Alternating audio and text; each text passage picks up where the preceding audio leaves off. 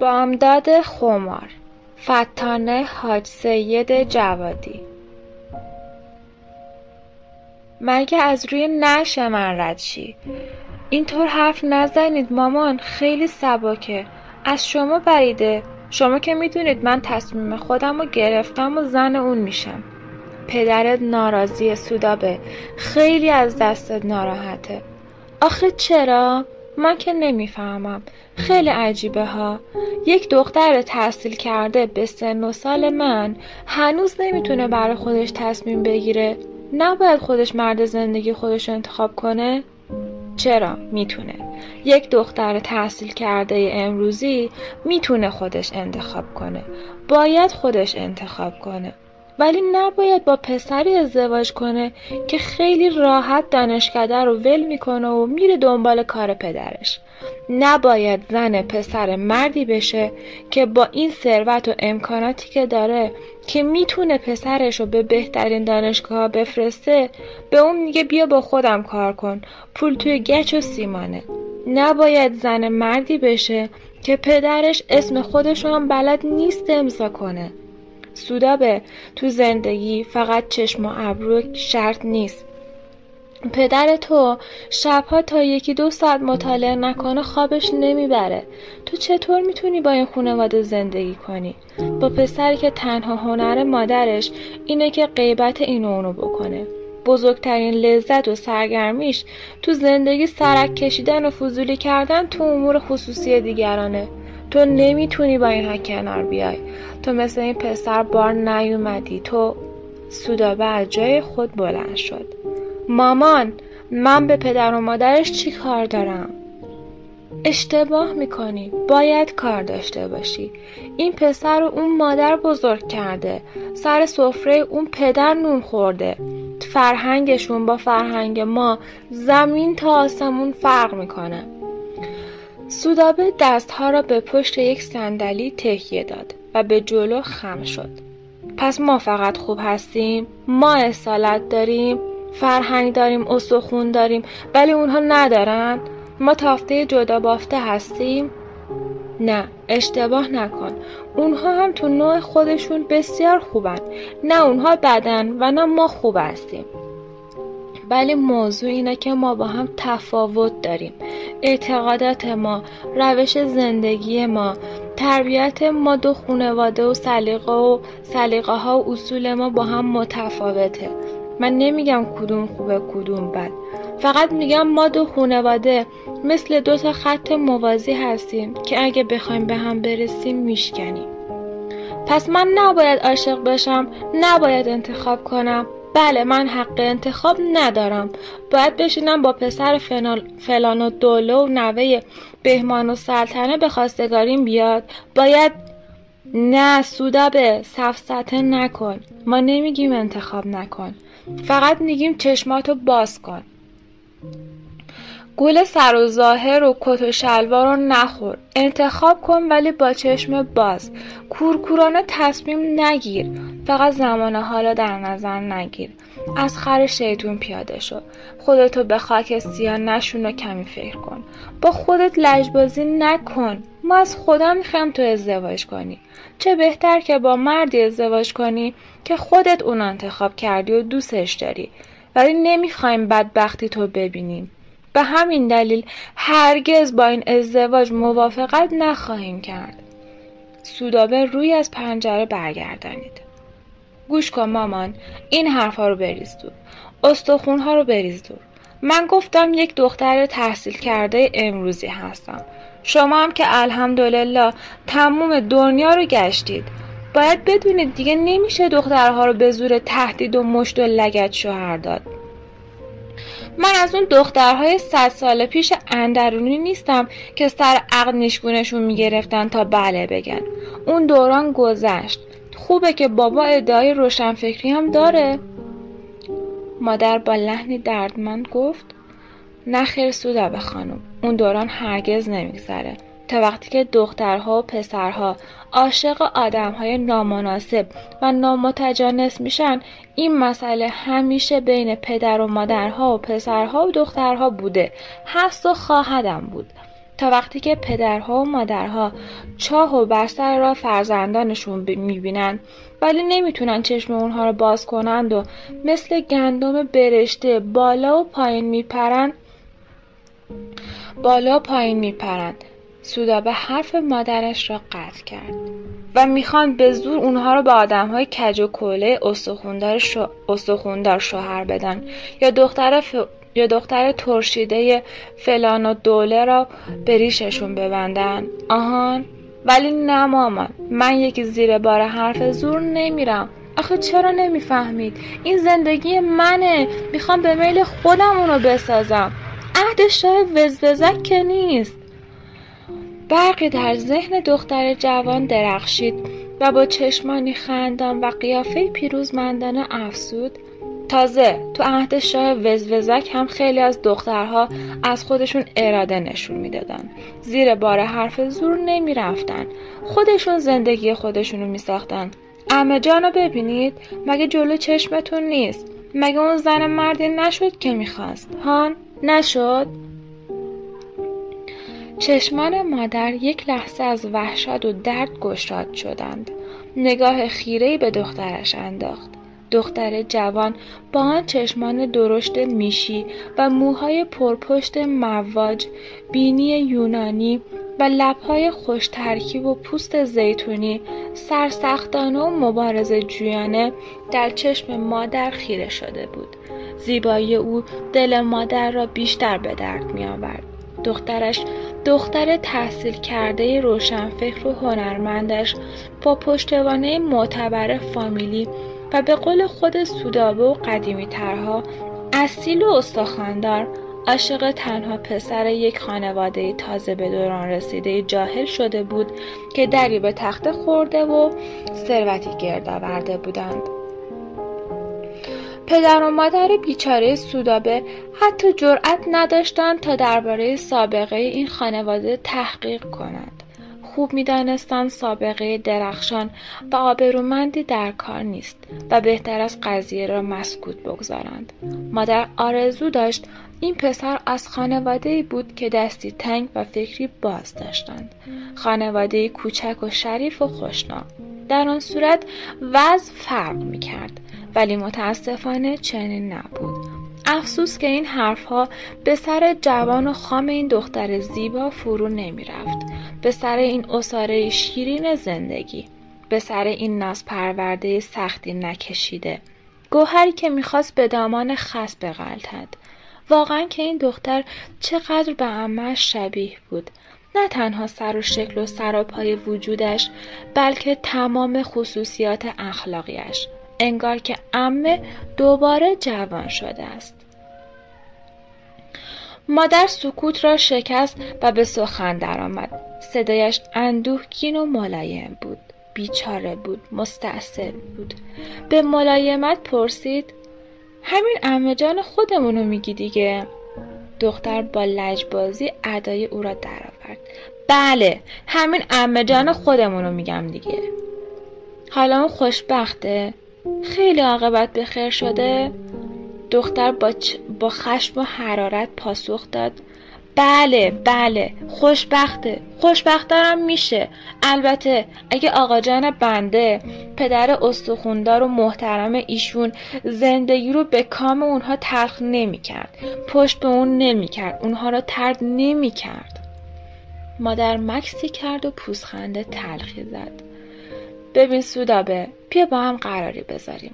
پدرت از من خواسته به تو بگم فکر این پسر رو از سرت بیرون کنی، فراموشش کنی، دیگه حرفش رو هم نزنی.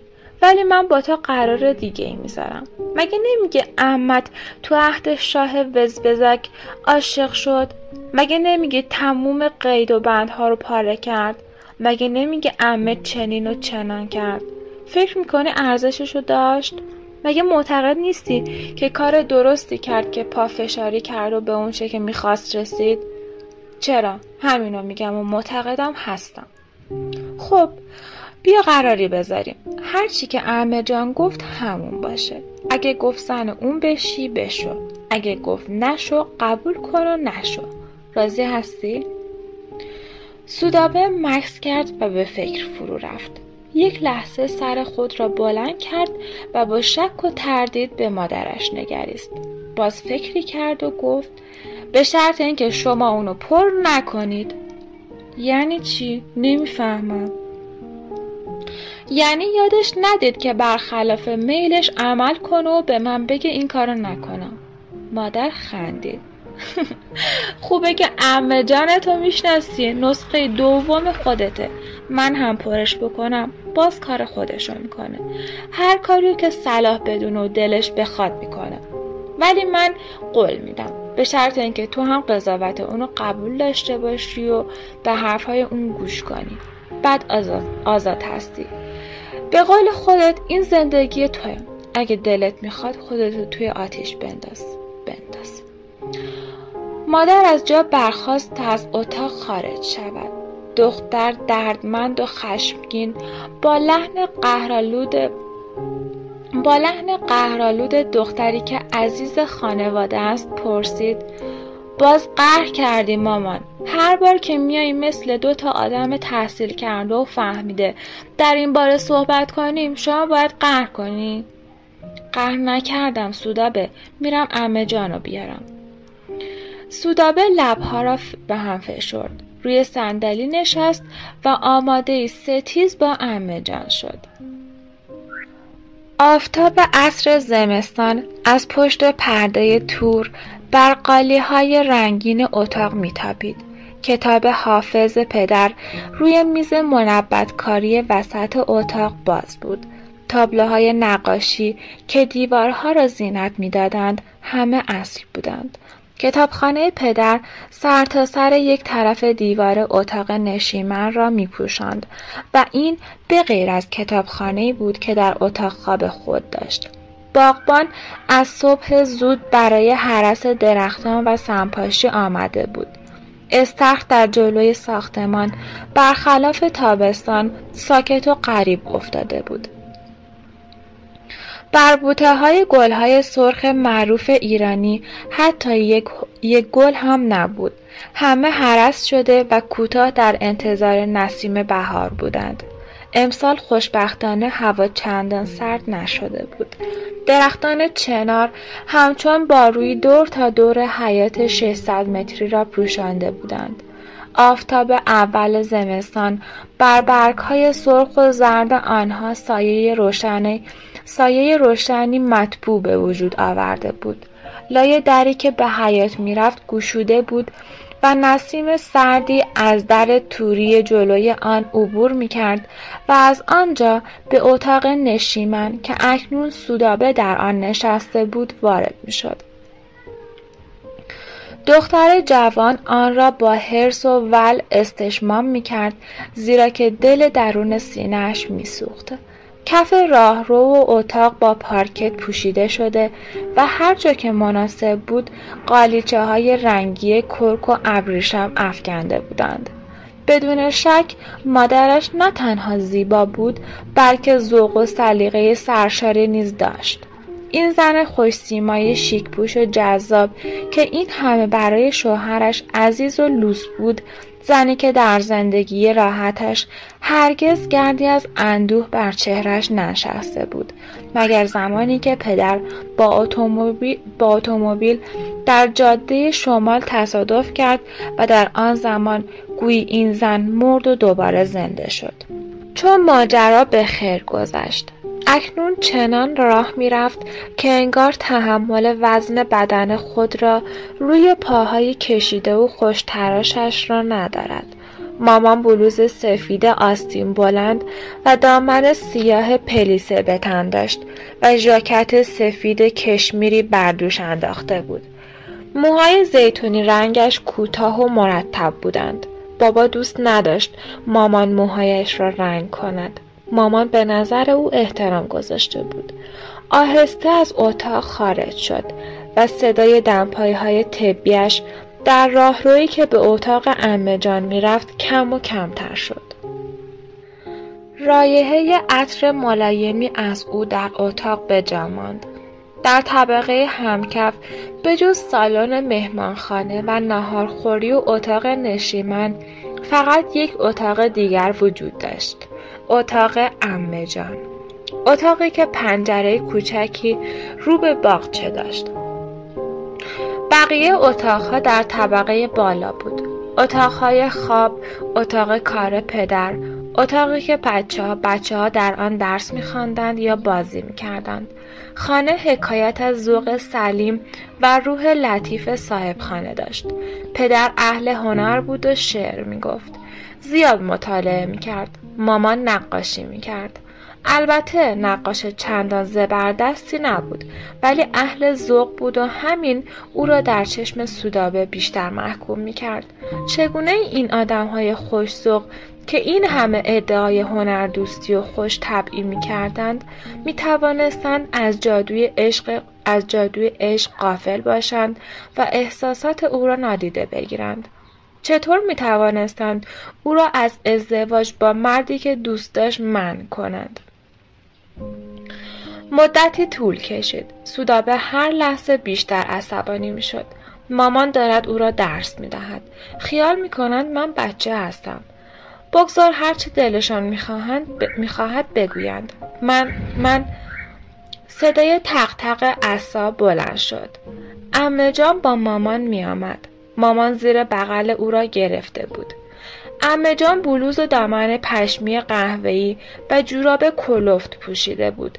یک روسری کوچک قهوه‌ای و کرم بر سر کرده و در انگشت سپید پرچروکش یک انگشتر ظریف عقیق وجود داشت. چشمان میشیش که دیگران میگفتند روزگاری درشت بوده از زیر عینک با محبت میخندید. کفش پارچه‌ای راحتی به پا داشت و قدم برداشتن و حرکت به جلو برایش جان کندن بود. قدش 2 شده بود. سنش حدود 80 بود و کسی نمیدانست چند سال. با این همه گوشش خوب میشنید و درکش قوی و حواسش به جا بود. مثل همه آدم‌های مسن خاطرات گذشته را بسیار روشن‌تر از اتفاقاتی که دیروز یا 1 ساعت پیش روی داده بودند به یاد می‌آورد و از آنها برانگیخته می‌شد. چه شکلی بوده؟ زمان جوانیش چه شکلی بوده؟ زیبا، بلند و خوشبر و رو؟ از این ظاهر فعلی که نمی‌شد چیزی فهمید. همه میگفتند که سودابه شبیه جوانی‌های عمه جان است که البته به سودابه برمیخورد، ولی هرگز به روی خود نمی‌آورد، زیرا که عمه جان را صمیمانه دوست داشت. این مشتی پوست و استخوان بی‌آزار که فقط هنگامی ظاهر می‌شد که حضورش ضروری بود، زمانی که سودابه کوچکتر بود، هر وقت مامان و بابا مهمان داشتند و یا به مهمانی می رفتند، سودابه و خواهر و برادرش به رغم وجود کلفت و پرستار، به رغم سینما و تلویزیون و کتاب‌های گوناگونی که در خانه بود، به اتاق عمه جان می رفتند و پایین تخت خواب او کنار پاهای لاغرش می نشستند تا برایش قصه بگوید، یا با اسباب و اساس اتاقش ور می رفتند. مامان اگر می دید آنها را دعوا می کرد. بچه ها نباید به چیزهای عمه جان دست بزنید. فضولی نکنید. عمه جان می خندید و می گفت ولشون کن ناهید جان. خودم اجازه دادم.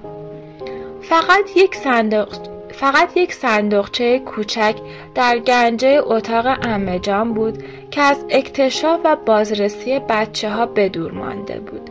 نه اینکه غافل شده باشند و یا بارها تصرفش نکرده باشند و به جای 4 پایه برای اینکه دستشان به طبقات بالاتر برسد زیر پایشان نگذاشته باشند. بلکه به این دلیل که همیشه در آن قفل بود و هرگز به عقل کوچک آنها نمی رسید که از عمه بپرسند درون جعبه چیست. بجز این جعبه یک تار نیز بالای دیوار اتاق عمه آویخته بود. سودابه تا به یاد داشت این تار در آنجا بود. یک تار کهنه عتیقه.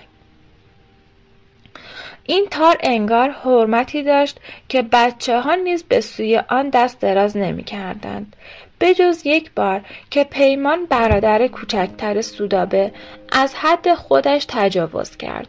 در آن موقع سودابه 15 ساله و پیمان 8 ساله بودند.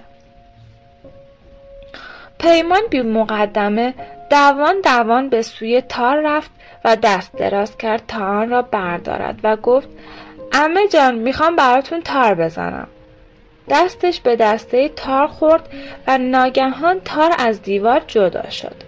سودابه برای اولین و آخرین بار در عمرش صدای فریاد عمه جان را شنید. ای وای، دیدی شکست؟ این فریاد سودابه را از جا کند و درست در لحظه سقوط تار را در میان زمین و هوا گرفت. چشمان عمه جان از حدقه در آمده بود. سر و سینه را به جلو متمایل کرده و دستها را به سوی تار دراز کرده بود. گویی تار در هنگام سقوط تغییر جهت میداد و تصمیم میگرفت که به سوی تخت عمه جان پرواز کند و کنار او فرود آید. پیمان هم ترسید. رنگش پریده بود. نه از عمه جان نمی ترسید. از شکستن چیزی می ترسید که اکنون همه فهمیده بودند گویی جانشینی نمی توانست داشته باشد. انگار شیشه عمر عمه جان بود. سودابه تار را به دقت در جای خود قرار داد و آن وقت به سوی پیمان برگشت و تهدیدی را که بارها قول آن را داده بود عملی کرده بود. چنان پس گردنش زده بود که صدای سگ بکند. بعد از آن تار از دست بچه‌ها در امان مانده بود. عمه جان می آمد و بوی گندم و شاهدانه را با خود می آورد. امکان نداشت سر گنجه عمه جان بروید و کیسه گندم و شاهدانه در آن پر و آماده نباشد. نه اینکه شکلات و کیک و آب نبات نداشته باشد. عمه جان انگار در اتاقش مغازه شکلات و آدامس و آب نبات فروشی داشت. همیشه هم از بهترین نوع آنها. همیشه می گفت این شکلاتو بگیر پیمان جان، ولی بعد از شام بخوری ها، وگرنه مامان دعوت میکنه. یا سودابه آدامس میخوای یا آب نبات؟ و یا رو به خواهر کوچکتر سودابه میکرد و میپرسید سپیده جان تو آدامس میخوای یا شکلات؟ من گندم شاهدانه میخوام عمه جان. و هر سه در یک نشست ته کیسه گندم و شاهدانه را بالا می آوردند و باز فردا روز از نو روزی از نو. گاه بچه ها در حیرت بودند که در صندوقچه عمه جان چیست؟ دیگر چه خوراکی می تواند در آن پنهان شده باشد؟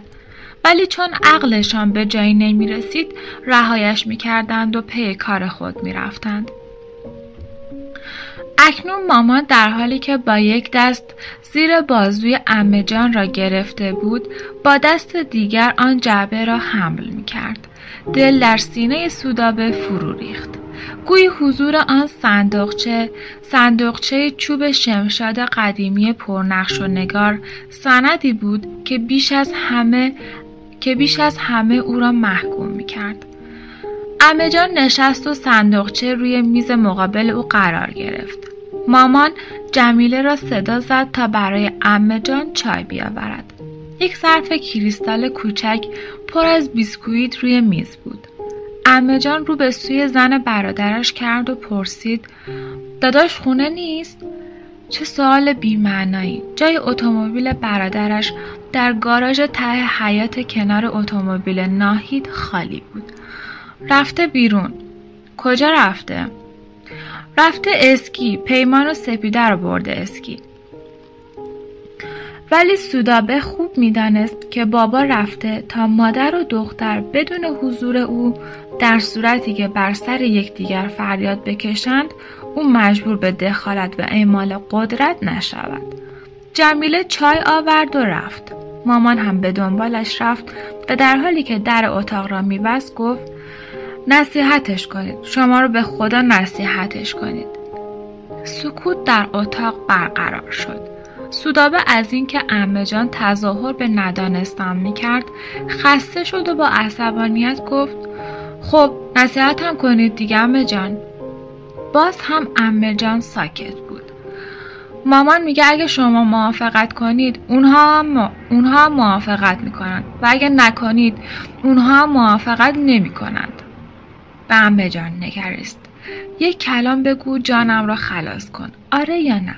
ولی عمه جان ساکت و گرفته بود. از پنجره به بیرون مینگریست. عاقبت با صدای گرفته انگار که با خودش حرف میزند آهسته گفت آخه وقتش رسید. چی؟ عمه جان برگشت و به او خیره شد. من چی کاره هستم که به تو بله یا نه بگم دختر جان؟ من فقط قصه خودم رو میتونم برات بگم. اون وقت این تو هستی که باید تصمیم بگیری. سودابه با بی‌حوصلگی گفت عمه جان 100 دفعه از این قصه ها برام گفتید. قصه شیطونی های خودتونه که بچه بودید برام گفتید، ولی نه جانم، اصل کاری رو نگفتم. اونا رو گذاشته بودم برای امروز. اگه یک بار اصل اونو میگفتم دیگه نمیتونستم جلوی خودم رو بگم. سالی 100 بار تکرارش میکردم. خب پیروی و بی همدمی دیگه. اون وقت دیگه اون اثری که باید داشته باشه رو نداشت. عمه جان باز ساکت شد. بعد بی مقدمه پرسید خیلی دوستش داری؟ آخ آره عمه جان خیلی، ولی هیچ کس نمیفهمه. چشمان عمه جان برق زد. یک لحظه انگار که چشمانش جوان شد. جوان، درشت، میشی و درخشان. آیا این واقعا نگاه عمه جان بود یا سودابه تصویر خود را در چشم او دیده بود؟ حالا میفهمید که چرا میگویند سودابه شبیه عمه جان است. من میفهمم. و باز ساکت شد. سودابه آهی کشید که شبیه به نفس کشیدن بود، یا نفسی که به صورت آه بیرون آمد و عمه جان لبخند زد.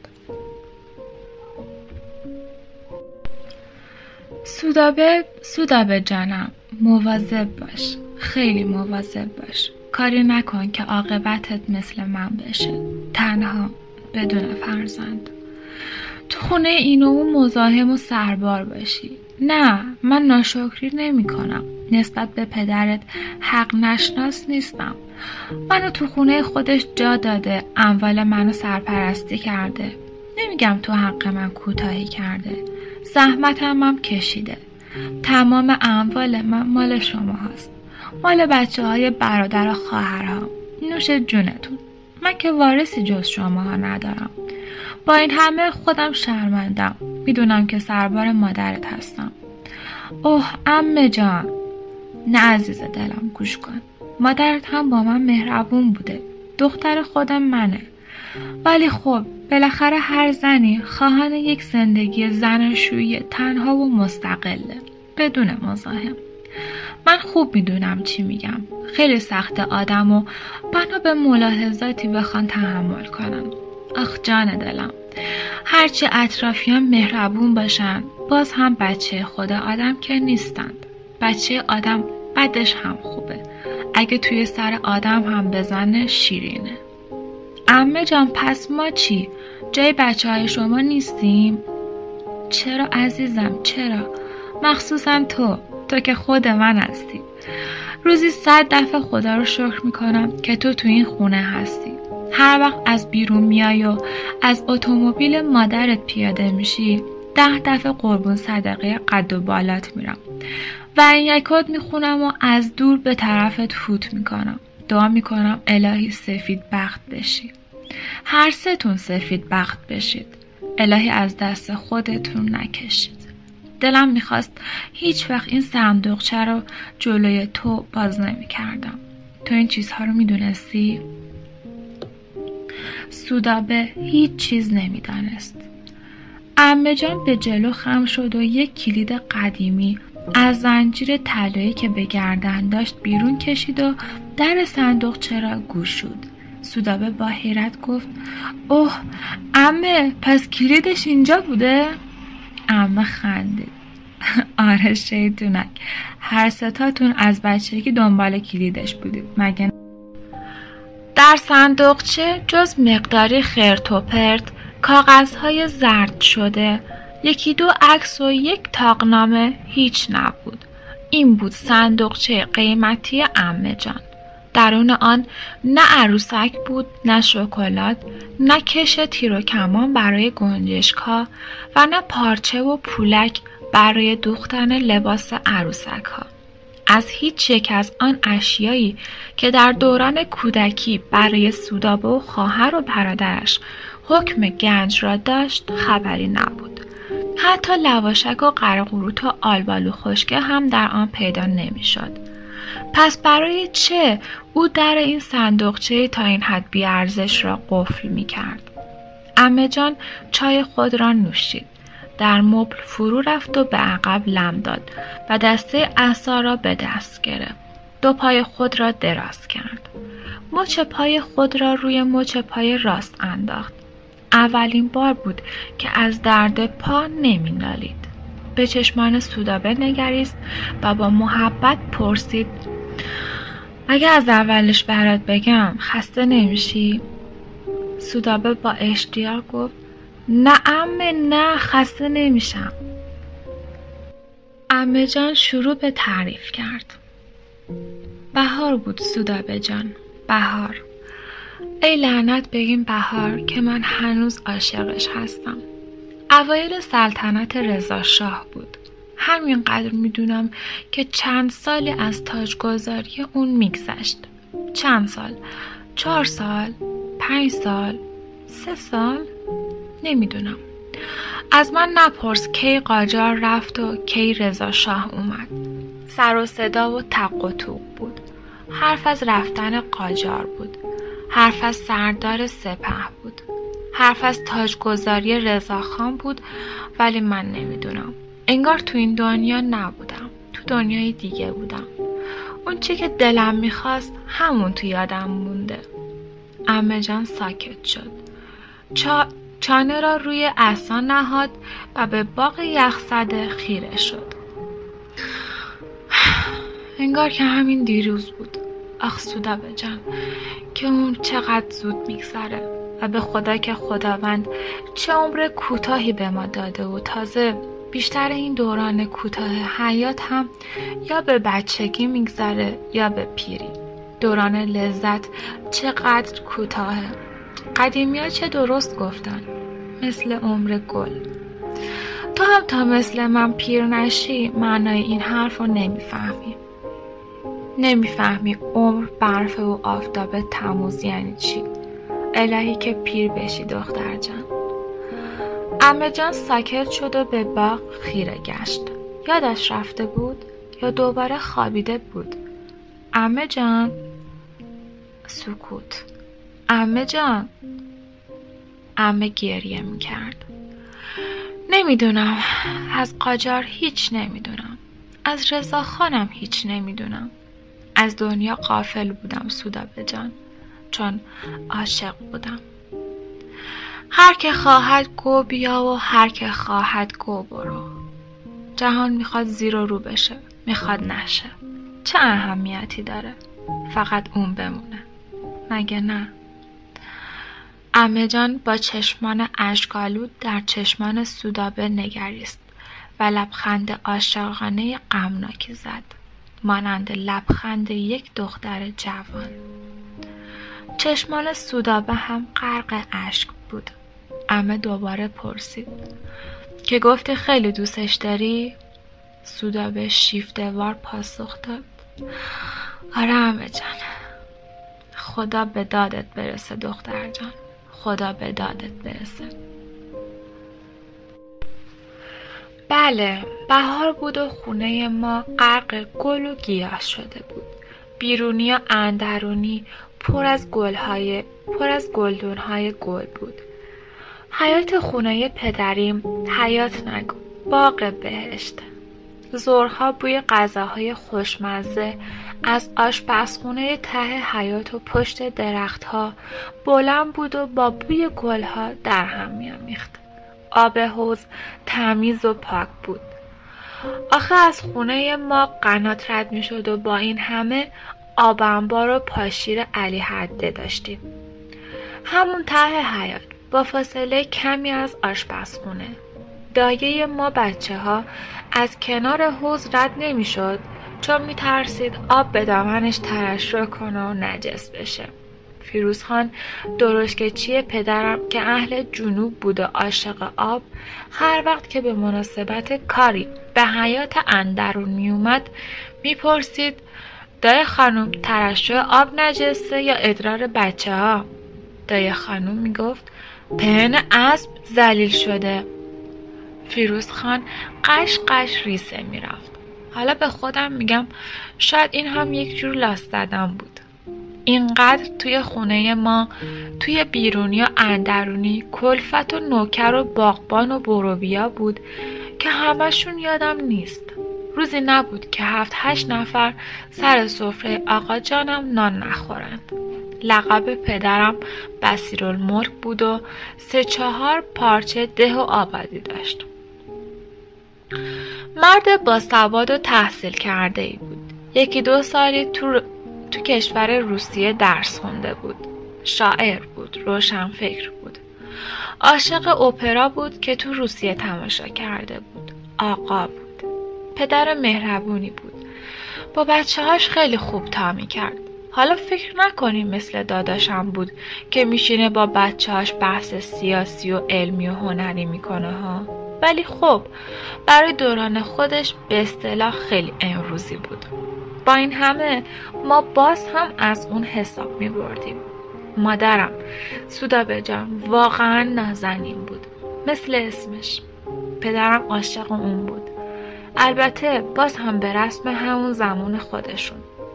15 سال از پدرم کوچیک‌تر بود.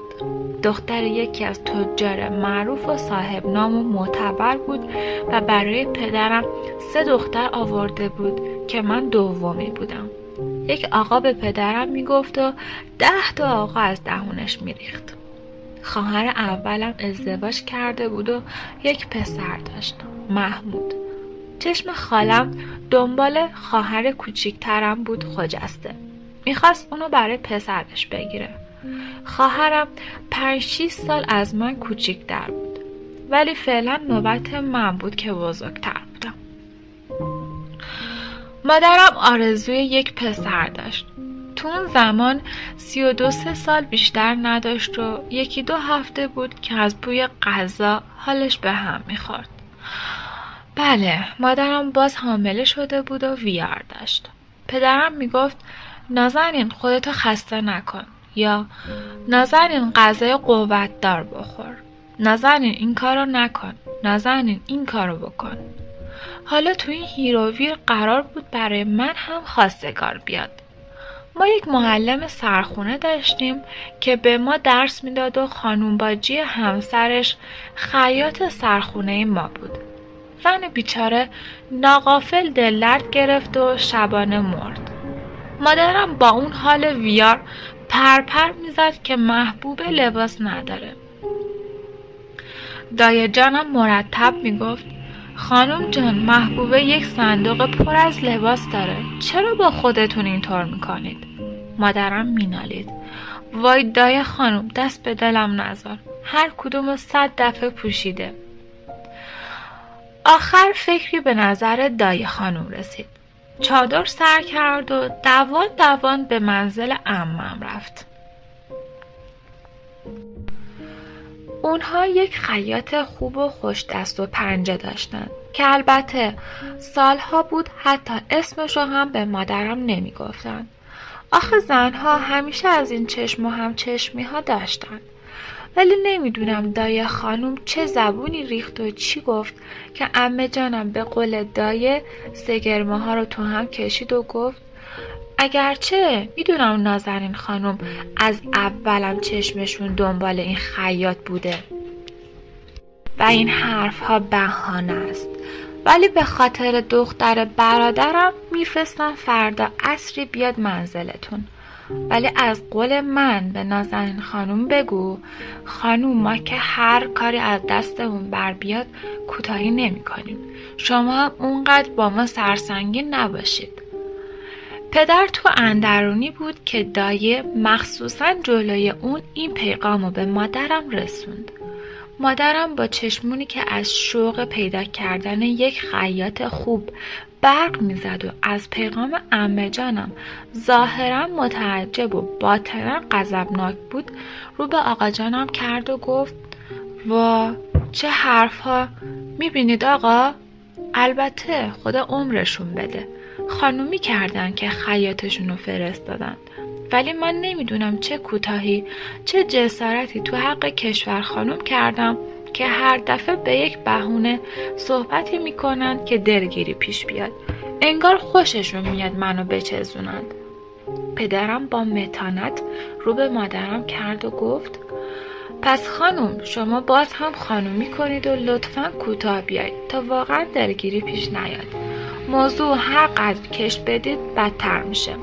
ولی آقا نداره. هر کسی که گوشو میخواد گوشواره رو هم میخواد. من که شما رو روی چشمم میذارم. گناه خواهرم هم به بنده ببخشید. مادرم با شرمندگی گفت خدا مرگم بده آقا، چه فرمایشاتی میفرمایید؟ شما تاج سر ما هستید. چشم، باز هم به خاطر گل روی شما چشم. پدرم رو به دایه کرد و گفت در ضمن دایه خانم آدم هر حرفی رو نقل قول نمیکنه. دایه خانم رنجیده خاطر گفت والا آقا به ما دستور دادند، ما هم گفتیم. بعد از این دستورات رو علک کنید، خوبهاشو بگید بدهاشو نگید. فوراً فهمیدم که بند دل مادرم پاره شد. اگر دایه قهر میکرد و میرفت، اون هم حالا که مادرم حامله بود پیدا کردن یک دایه تر و تمیز و با تجربه مثل اون که حالا سالها بود با ما خونه یکی شده بود مکافات بود. مادرم فوراً پادرمیونی کرد. خب البته من هم بی تقصیر نبودم، بی خود از کوره در رفتم. آخه آدم حامله ضعیف و کم طاقت هم میشه. و قضیه فیصله پیدا کرد. دعواهای پدر و مادرم تو همین حد بود. انگار که دکلمه میکردن یا با هم مشاعره میکردن. هر کدوم به خوبی میدونستن تو کجا باید کوتاه بیان. از گل نازکتر به هم نمیگفتن. خطاهای یکدیگر رو برون نمی آوردن. این گذشت ها تا اونجا بود که ما همگی میدونستیم وقتی پدرم دو هفته یک بار شبهای سه‌شنبه بیرون میره و شب به خونه بر نمیگرده، تو منزل اسمت خانوم همسر دومش میخوابه. ولی نمیدونستیم آیا مادرم هم میدونه و به روی خودش نمیاره یا واقعا نمیدونه. 5 سال پیش از اون وقتی من 10 ساله بودم و مادرم خجسته رو زاییده بود، پدرم ابداً اظهار ناراحتی نکرد. حتی مثل همیشه برای مادرم یک سینه ریز طلا هم خرید. ولی اغلب می دیدیم که تو حیاط یا اتاق منزل قدم میزنه و تو خودش فرو رفته. تا اینکه شبی به مادرم گفت که به مهمونی به منزل میرزا حسن خان میره. میرزا حسن خان مرد محترمی بود از خانواده شریف که دستش چندان به دهنش نمی رسید. از دایه می شنیدیم که می گفت خانوما خدمتکارای مادرم رو اینطور صدا می کردن. میگن اهل شعر و ادب و خوب تار میزنه ولی از اون بدشون میاد چون اهل دل و خوشگذرونیه و هر وقت آقا از خونه اون برمیگرده دهنش بوی زهر ماری میده. اون شب گویا پدرم افراط میکنه و سرش گرم میشه و سفره دل و پیش میرزا حسن خان باز میکنه که چقدر دلش پسر میخواد و زنش چطور دخترزا از آب در اومده. میرزا حسن خان هم نامردی نمیکنه و خواهر بیوه و زشت خودشو که مثل چوب کبریت لاغر بوده شبونه برای پدرم صیغه میکنه و میگه اون از شوهر اولش یک پسر 2 ساله داره. شاید برای شما هم یک پسر بیاره. شما فقط سرپرست اون باشید و سایتون بالا سرش باشه. همین کافیه. صبح که پدرم از خواب بیدار میشه مثل سگ پشیمون میشه، ولی دیگه کار از کار گذشته بود و نمیتونست از سر قول خودش برگرده.